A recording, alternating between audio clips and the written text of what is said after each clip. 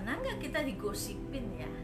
Atau ya, bukan kita digosipin, atau kita orang yang sering ngegosipin orang gitu. Biasanya orang yang ngegosipin orang itu orang yang jengkel sama orang itu, orang yang marah, orang yang iri hati ya, dan orang yang sakit hati sama kita, ngegosipin kita.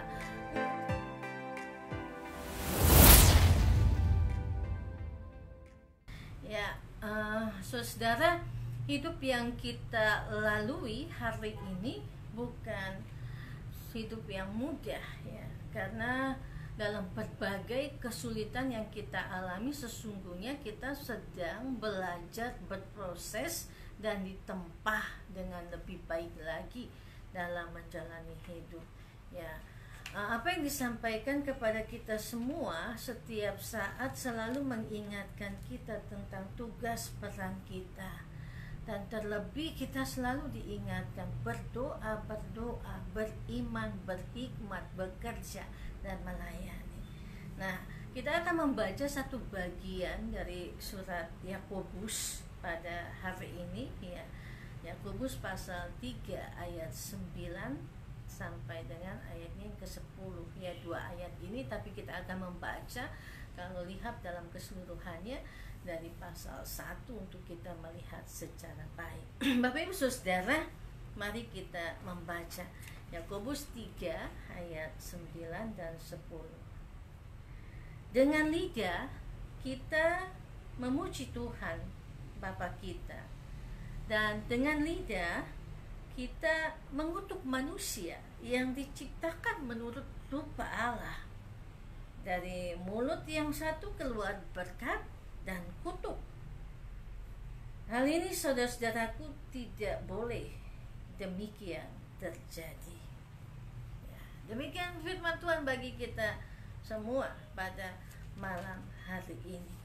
Apa sih yang paling enak ya saudara untuk kita bicarakan ya, dan makanan apa juga yang paling enak untuk kita nikmati dan rasakan ya, semuanya bermuara dari lidah. Tapi kalau kita lihat apa yang mau disampaikan oleh Yakobus dalam surat ini, mengingatkan kepada kita semua untuk hidup ya sesuai mendengar firman dan melakukan firman itu. Dalam teladan hidup menunjukkan integritas, apa yang disampaikan itu yang dilakukan ya. Teladan hidup pendengar dan pelaku firman, bukan hanya dengar firman tapi melakukan firman itu dalam kehidupan setiap hari.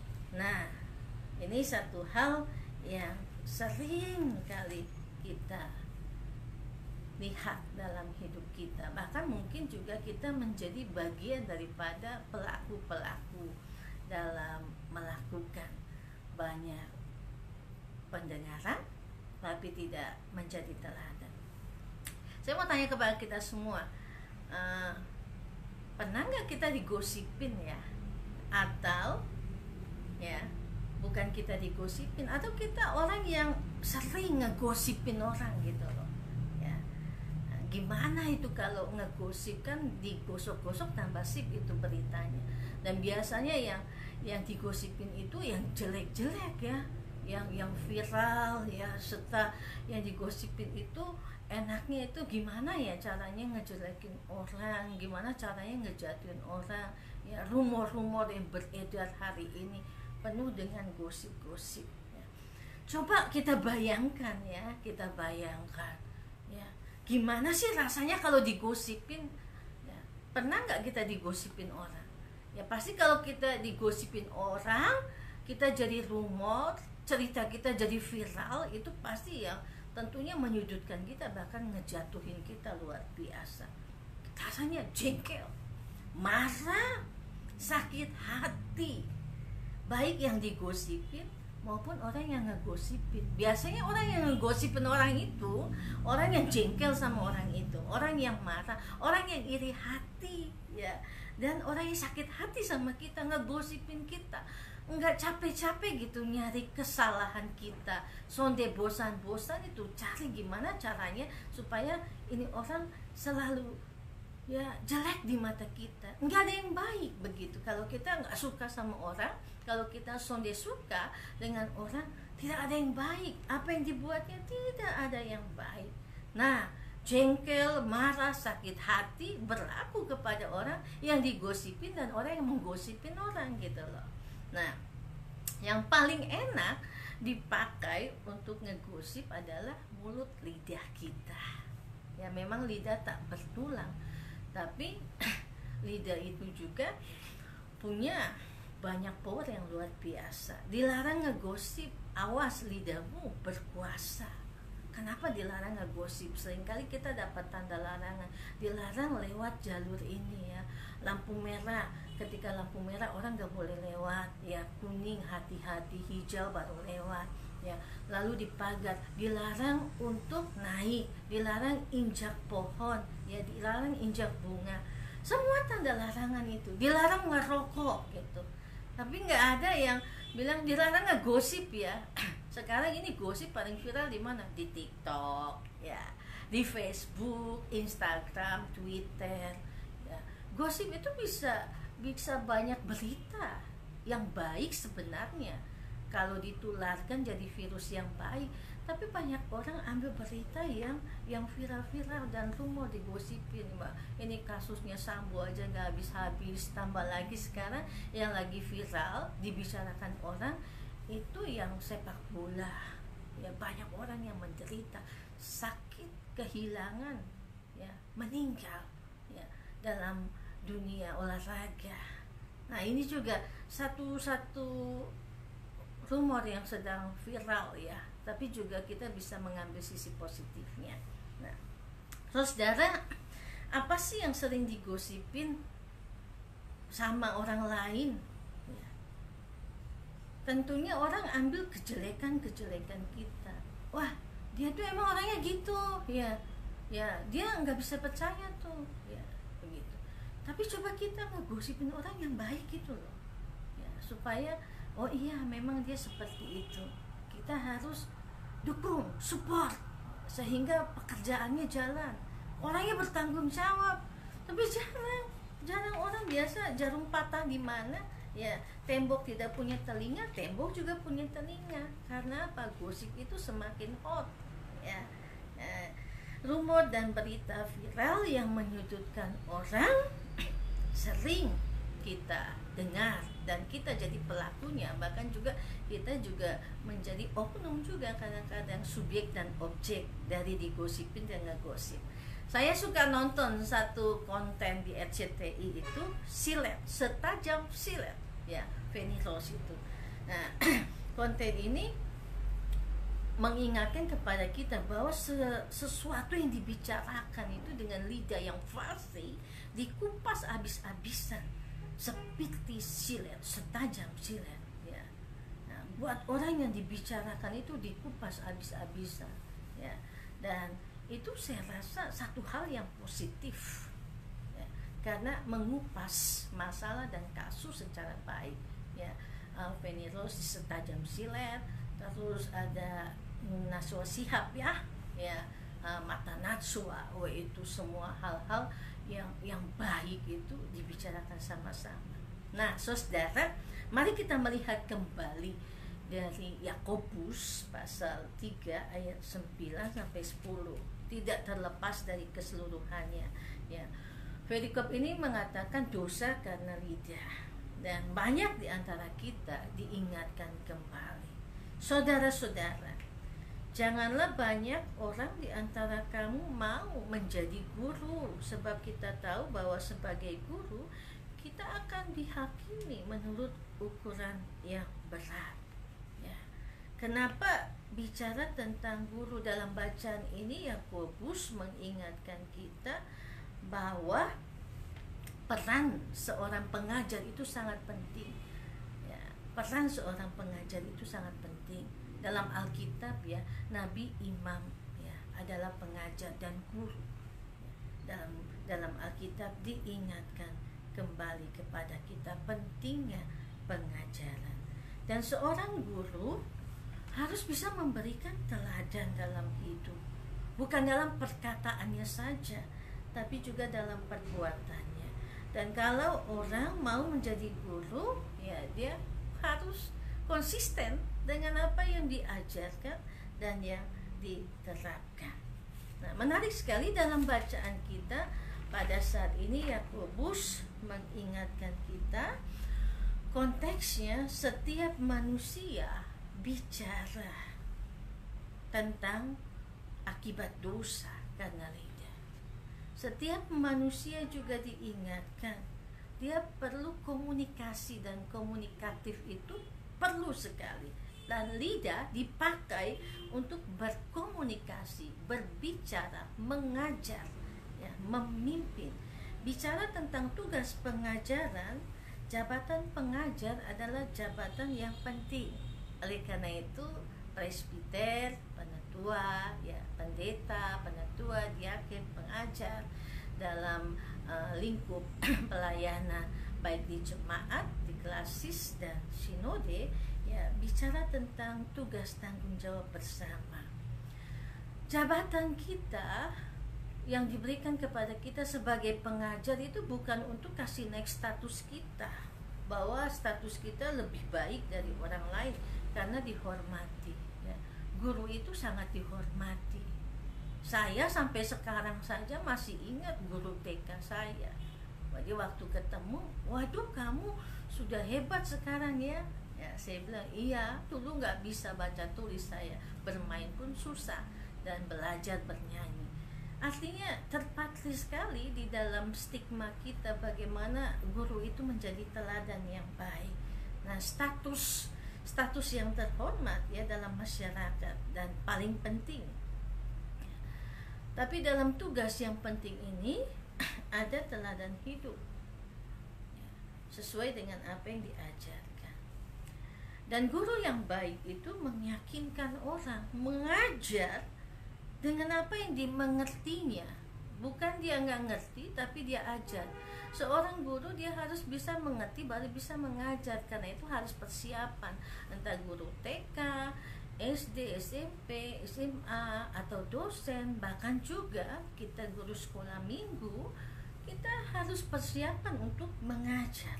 Supaya setelah kita mengerti, baru kita bisa menyampaikan dengan cara yang sederhana apa yang kita mengerti. Bukan seperti orang jual obat. Orang jual obat tuh yang penting laku, ya, service lips, ya, lips, bicaranya bagus. Yang penting obatnya laku dulu lah. Nah, mengajar tidak seperti itu. Mengajar bukan hanya untuk kita laku, tapi mengajar itu menolong orang untuk konsisten dalam hidup dengan apa yang diajarkannya. Nah, orang mengajar ini dengan lidah. Tidak ada orang yang mengajar tidak melalui mulut, mau online, mau offline, kita selalu mengajar dengan lidah kita. Dan dalam memilih kata, ya, kita juga narasi-narasi itu yang menolong orang untuk memahami apa yang kita ajarkan. Nah, ini yang mau disampaikan kepada kita semua dalam hal ini. Yakobus mengingatkan bahwa ketika kita mengajar, kita memakai media komunikasi dan lidah itu punya peran yang sangat penting. Ayat 3 Yakobus 3 ayat 3 sampai dengan ayatnya yang ke-8 bicara seperti ini, bahwa ada contoh yang dipakai tentang mengekang mulut kuda. Lalu ada contoh yang dipakai tentang kapal dan kemudi, ya, dan menggambarkan bahwa di dalam satu organ tubuh kita yang begitu banyak ini ada organ yang kecil itu yang mengendalikan.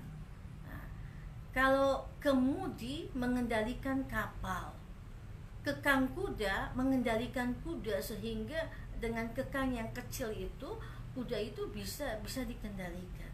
Nah, lidah kita ini juga yang mengendalikan kita.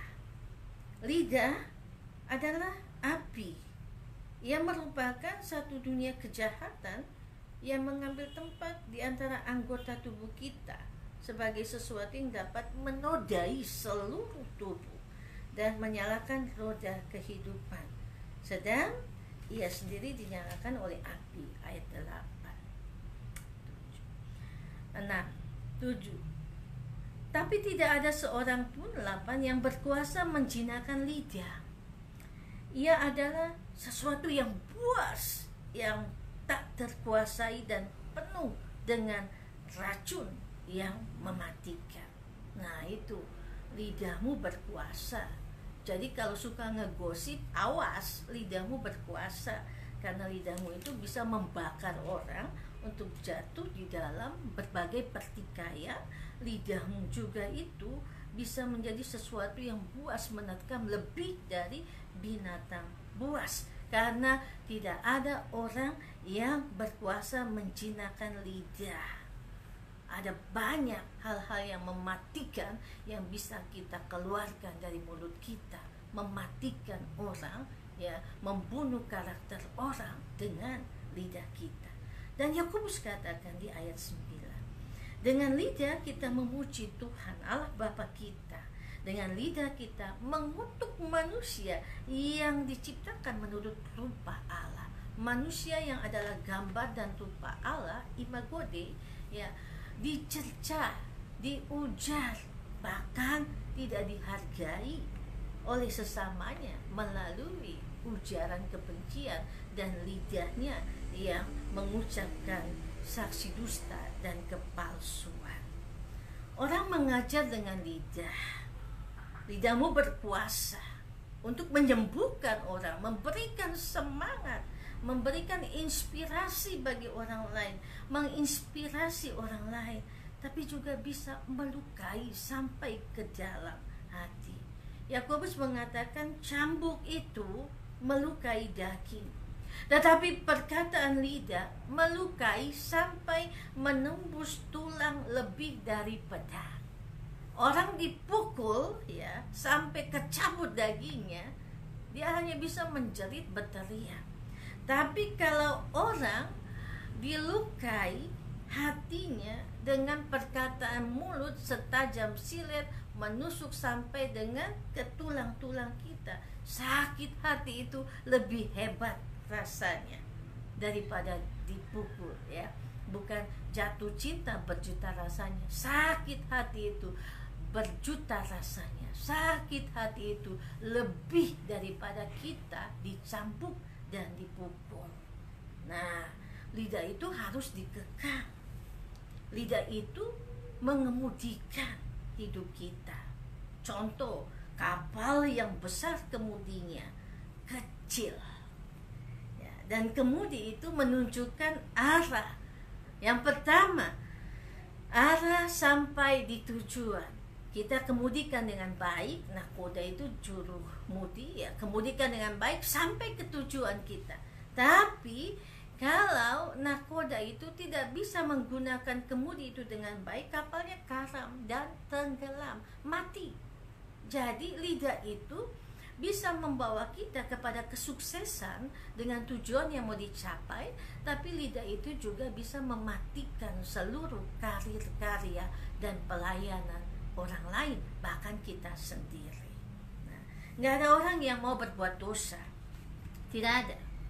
Semua orang ingin melakukan kebaikan, tapi banyak orang berdosa. Karena apa? Karena jatuh dalam dosa. Adam dan Hawa, ya, jatuh ke dalam dosa. Kenapa? Lidah, perkataan lidah yang berkuasa. Hawa bilang, ambil aja, kita makan itu buah yang terlarang, karena itu pohon kehidupan. Kita akan tahu mana yang baik dan mana yang tidak baik. Ya, lidahnya merayu Hawa, merayu si Adam, sehingga Adam juga ambil. Lalu waktu ketika Tuhan tanya, siapa yang melakukan dosa ini? Adam bilang, perempuan ini yang menyuruh saya untuk mengambilnya.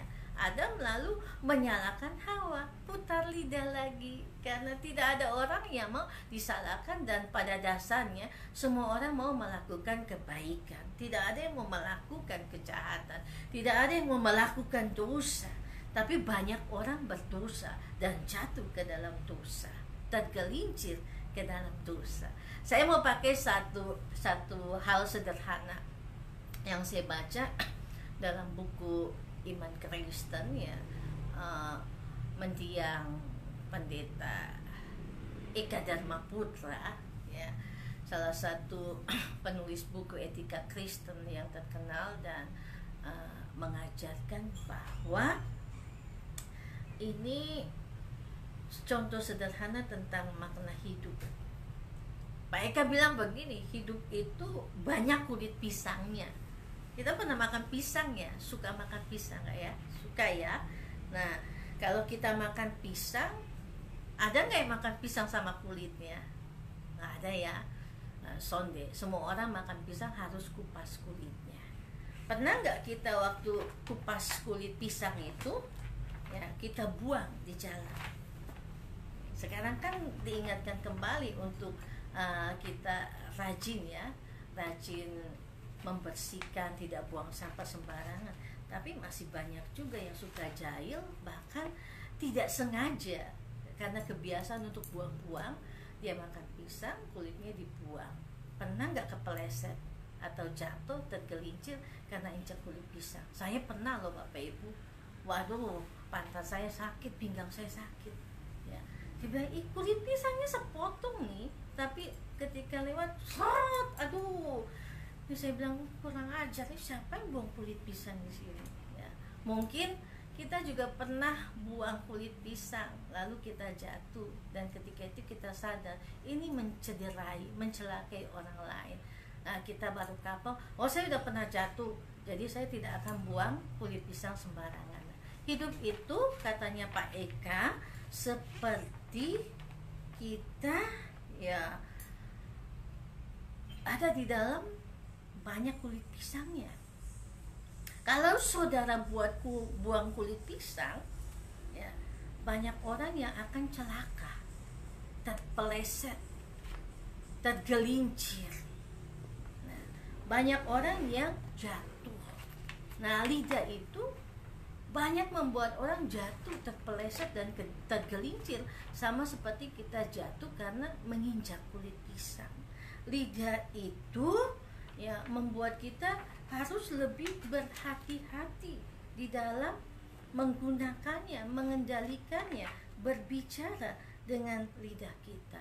Lidahmu bisa jadi berkat, lidahmu bisa jadi kutuk, ya.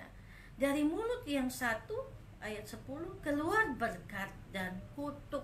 Dari mulut yang sama keluar berkat dan kutuk. Dari mulut kita memberkati orang, kita mengutuk orang. Dari mulut yang sama juga, ya, kita melakukan kesalahan karena terpeleset dan tergelincir sehingga kita jatuh di dalam dosa. Banyak orang yang jatuh karena lidahnya. Karena itu apa yang disampaikan harus bisa dipegang dalam janji kita, pengakuan kita dengan mulut kita. Apa yang keluar dari mulut kita harus dipertanggungjawabkan. Lidah itu harus konsisten. Berbicara itu harus bisa dipegang. Arahnya, kita harus konsisten dengan apa yang sudah kita ucapkan bersama. Nah, perkataan kita menjadi barometer yang mengukur, ya, apa yang akan kita buat. Perkataan kita menjadi barometer secara spiritual, ya, spiritual untuk kehidupan kita masing-masing, kehidupan spiritual, kehidupan yang diberikan Allah dengan spirit yang Allah berikan untuk kita berkarya dalam roh yang diberikan Allah bagi kita semua. Apa yang diucapkan oleh seseorang dengan lidahnya mencerminkan hatinya. Apa yang diucapkan oleh seseorang dengan lidahnya mencerminkan hatinya, sehingga di ayat 10 dikatakan, dari mulut yang satu keluar berkat dan kutuk. Hal ini, saudara-saudaraku, tidak boleh demikian terjadi. Mulut kita harus konsisten. Oleh karena itu, jangan cepat berkata-kata sebelum berpikir. Pikir dulu, baru kita mengungkapkan kata-kata. Jangan cepat ngomong, ya, tapi berpikir dulu, lebih banyak tenang, sabar. Setelah kita tenang, baru kita bicara. Coba kalau kita bicara lagi emosi, nggak ada yang bagus, semuanya tidak terkontrol. Karena apa? Karena yang keluar meluap-luap itu dari mulut kita, dari hati kita yang sedang meluap-luap dan marah luar biasa. Nah, saudara yang terkasih dalam Kristus, nah, di ayat 11 dan 12 juga mengatakan, adakah sumber memancarkan air tawar dan air pahit dari mata air yang sama? Saudara, adakah pohon ara dapat menghasilkan buah zaitun, dan adakah pokok anggur dapat menghasilkan buah ara? Demikianlah juga mata air asin tidak dapat mengeluarkan air tawar. Nah, Yakobus mengajak kita bersama-sama melihat kembali pertanyaan-pertanyaan dikaitkan dengan menggunakan dan mengendalikan lidah kita secara baik. Nah, air tawar yang jernih dipakai untuk minum. Air yang asin, ya, air yang bercampur dengan garam, air yang asin tidak bisa dipakai untuk minum, ya. Tapi kita bisa merasakan enak, manis, asin, ya, dari mulut yang sama. Dari mulut yang sama kita bisa merasakan dan mengecap yang asin, yang pahit, yang manis, yang tawar, yang tidak ada rasanya. Jadi mata air itu diberikan Allah untuk menghasilkan air yang bersih. Dan air yang bersih itu mengalir. Air yang bersih itu mengalir. Kadang-kadang juga karena terlalu banyak tersumbat, air yang mengalir itu akan tersendat. Ya, dia mungkin bisa berubah menjadi pahit, menjadi asam, dan seterusnya. Satu mata air menghasilkan sesuatu yang berguna bagi banyak orang. Lidah menunjukkan hal yang berbeda. Satu mulut kita, satu lidah kita menghasilkan banyak hal yang bisa menopang, membangun kehidupan yang bersama, atau juga yang bisa menghancurkan kehidupan yang dibangun bersama bertahun-tahun dengan satu perkataan yang menyakitkan. Pada menit-menit terakhir, dari mulut yang sama kita bisa memuji Tuhan, tapi dari mulut yang sama kita bisa mendukakan hati Tuhan. Nah, pertanyaan-pertanyaan ini mengingatkan kita semua bahwa hati kita perlu diperbaharui, saudara. Bila pikiran dalam hati kita baik, ya, pikiran hati kita baik, maka perkataan yang keluar juga baik. Tapi kalau pikiran dan hati tidak baik, perkataan yang keluar juga tidak baik. Saya pendeta, tapi saya mengalami hal itu. Kalau pikiran saya, hati saya baik, perkataan yang keluar baik. Tapi kalau pikiran dan hati saya tidak baik, perkataan yang keluar tidak baik. Apalagi kalau kita sudah capek, semua tidak baik di mata kita. Apa yang dibuat tidak baik, ya. Jadi kita kadang-kadang juga baru saya sadar, aduh, ini omong ini menyakiti banyak hati, begitu. Karena itu kita harus bisa menahan diri secara baik.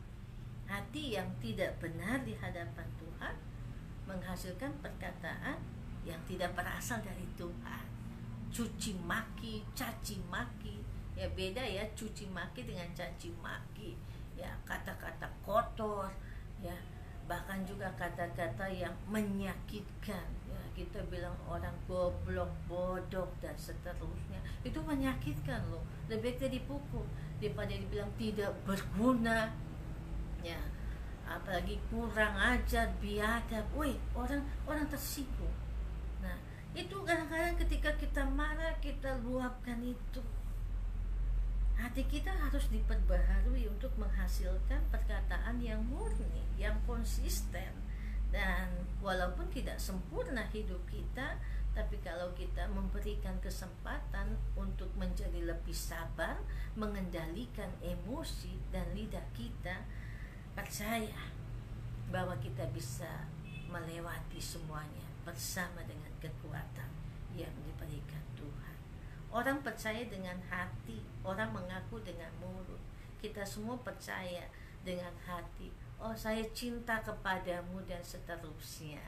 Tapi rasa cinta itu yang ada di hati harus dikeluarkan, sehingga orang bilang I love you, begitu. Dari mulutnya keluar sayang, ya. Dan kita memanggil, menyapa orang, sayang, boi, dan seterusnya. Karena itu yang keluar, apa yang ada di hati yang kita keluarkan dari perbendaharaan hati kita untuk menguatkan orang lain. Percaya itu bukan hanya dengan hati, tapi juga diungkapkan dengan mulut. Aku percaya kepada Allah Bapa yang Maha Kuasa. Dalam pengakuan iman kita, kita mengaku dengan lidah kita, dan kita mengangkat hati kita kepada Tuhan. Satu hal yang penting dari poin ini adalah pikir dahulu sebelum berbicara. Apakah perkataan itu membangun atau menghancurkan orang lain? Jadi jangan cepat-cepat berbicara, ya. Timbang dengan baik, sadar, dengar baik-baik orang bicara, baru kita bicara. Teman saya sering bilang saya begini, Desi, lu berhenti dulu deh. Kenapa? Beta ini belum habis omong. Lu dengar beta omong sampai habis, baru lu omong. Kadang-kadang kita suka potong kan, orang baru omong, oh iya maksudnya begini-begini, karena kan kita tidak mau ribet ya. Tapi karena kadang-kadang orang menjelaskan kepada kita, muter-muter, kita udah bisa tangkap, oh ini maksudnya begini ya. Tapi orang juga perlu untuk didengar, dan ternyata banyak mendengar menolong kita untuk bisa mempertimbangkan apa yang harus kita sampaikan secara baik. Nah, lidah ini bagian yang kecil dalam anggota tubuh kita, tapi dia bisa mendatangkan hal positif yang besar, bahkan juga hal negatif yang besar. Punya potensi merusak luar biasa, punya potensi untuk memperbaiki dengan baik bila dikendalikan, menghasilkan sesuatu yang baik. Jadi pikiran, hati, dan keinginan kita diperbaharui bersama-sama di dalam kasih setia dan roh yang memimpin kita. Amanat teks yang mau disampaikan Yakobus kepada jemaat hari ini dan kepada kita semua adalah apa yang bersumber dari hati yang benar di hadapan Tuhan akan keluar sebagai sebuah pengakuan kita dengan lidah kita, sehingga pengakuan itu bisa memberkati orang lain. Pengakuan itu juga menolong orang lain, bukan pengakuan itu menghancurkan orang lain atau mengutuk orang lain. Hal ini tidak boleh demikian terjadi. Dengan lidah yang sama kita memuji Tuhan, dengan lidah yang sama kita mengutuk manusia yang diciptakan Tuhan.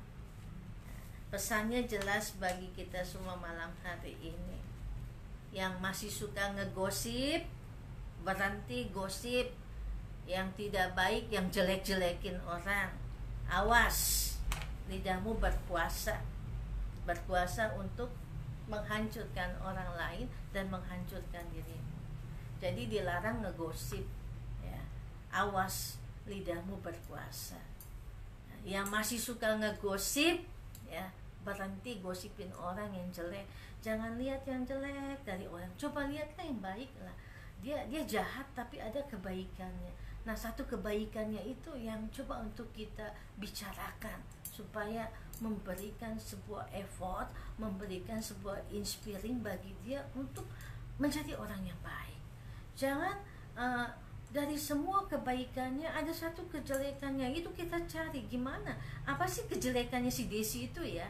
Kita lihat kejelekannya apa, kita cari apa keburukan kejelekannya, nah kita jatuhin dia di situ. Nah, dia punya seperti itu ya. Dilarang ngegosip. Awas, lidahmu akan berkuasa. Lidahmu bisa mematikan langkah orang dan mematikan langkah. Nah, biarlah malam hari ini kita melihat kembali dari refleksi Yakobus pasal 3 ayat 9 sampai ayat 10 untuk kita belajar ya, belajar menempatkan dan menggunakan secara baik apa yang diberikan Tuhan kepada kita, yaitu lidah kita. Jangan cepat berkata ya, cepat untuk mendengar, lambat untuk berkata-kata ya. Cepat untuk mendengar, lambat untuk berkata-kata.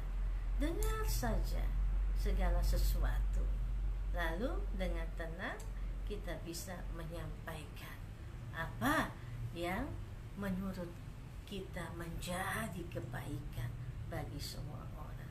Saya percaya bahwa ibu bapak saudara hari ini yang berdoa bersama-sama, yang mendengar firman bersama-sama adalah pemimpin-pemimpin masa depan, guru-guru, pendidik-pendidik, pengajar-pengajar yang ditempatkan Tuhan, entah sebagai orang tua maupun anak-anak. Kita punya fungsi yang sama di dalam memberikan pengajaran yang benar dalam teladan hidup kita, dalam perilaku kita, untuk Tuhan bekerja dan dimuliakan di dalamnya ya. Yang suka ngegosip, berhenti ngegosip ya. Dan sekarang coba untuk gosipin diri kita sendiri ya. Apa sih yang bisa saya buat? Nah, itu dibagikan secara baik. Nah, belajar untuk melihat kelebihan orang lain, jangan selalu cari kesalahan orang lain. Kalau kita nggak suka sama orang, saudara, apa aja yang dibuat sama dia nggak ada yang baik di mata kita, karena kita memang udah nggak suka sama dia gitu. Kita udah sakit hati sama dia, jadi apa aja yang dibuat sama dia nggak ada yang baik begitu. Soalnya ada yang baik. Jadi mari kita belajar di dalam apa yang disampaikan Yakobus untuk melihat kebaikan dan menggunakan fungsi lidah kita secara baik, supaya kita juga mengawasi pengajaran kita, kita mengawasi diri kita, untuk kita juga menolong bersama-sama membangun persekutuan yang indah di dalam Tuhan. Suami istri di rumah suka berkelahi itu gara-gara mulut ya. Saya ini cerewet minta ampun. Suami saya, Pak Winston, orangnya lebih tenang. Jadi kalau saya betul diam-diam sah begitu. Nanti kalau tenang baru saya sadar, iya terlalu cerewet. Dia beta bilang, Pak minta maaf ya tadi ini ya. Walaupun kadang-kadang dia bilang, Mama ini ini tidak bikin lampu hati begitu. Suami loh, anak-anak juga seperti itu kadang-kadang. Tapi itulah, mari kita belajar untuk mendisiplinkan diri kita berdasarkan apa yang disampaikan oleh Yakobus pasal 3. Tuhan memberkati kita semua. Amin.